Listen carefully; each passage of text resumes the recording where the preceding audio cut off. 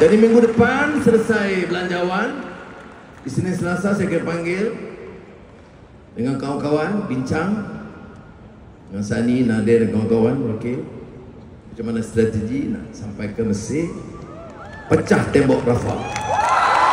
Takbir! Takbir!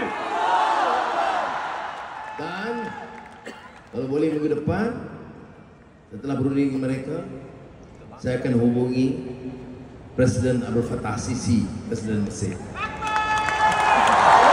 Takbir! Allahu Akbar. Mudah-mudahan laluan itu lebih mudah. Yang penting apa? Untuk apa? Untuk bagi mesej bahawa kita menyokong perjuangan rakyat Gaza dan Palestin. Mesej apa lagi? Dunia tidak boleh membisu. Dunia bukan dalam zaman barbarik. Ini zaman tamadun. Mesti bebas, mesti beri mereka makan, minum, perubatan, sekolah, masjid seperti mana yang sewajarnya bagi mana-mana rakyat di dunia ini.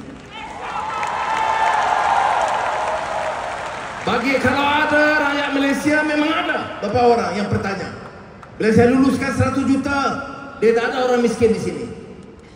Mengapa heboh sangat nak bantu orang lain? Saya nak beritahu, kamu belajar baca balik persiaran kemerdekaan negara Malaysia ini.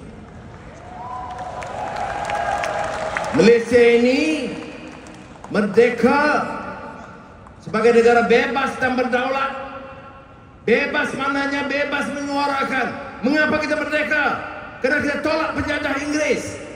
Mengapa kita biarkan Gaza dijajah oleh Israel? Jadi mudah-mudahan saudara yang belum tamat pengajian dia, kita beri dakwah dengan baik. Bil hikmah wal mau'izatil hasanah, insya-Allah ada kebaikan. Tapi saudara-saudari yang ada memang dilantik sebagai wakil-wakil pejuang Gaza di Malaysia. Lakukanlah sebaik mungkin.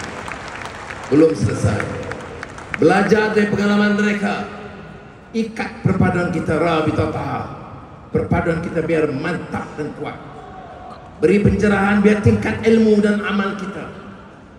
Jangan singgung. Bila orang berbuat baik, jangan su'zan. Biar ada baik sangka. Kamu tak sanggup, jangan hina orang yang sanggup.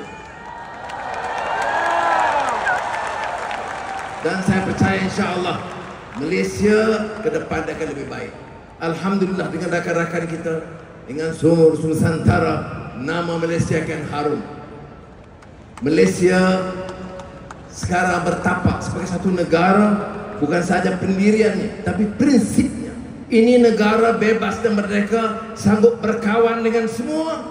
Negara China atau Amerika dengan siapa saja, tetapi tetap tegak prinsip kebebasan dan keadilan tanpa takut kepada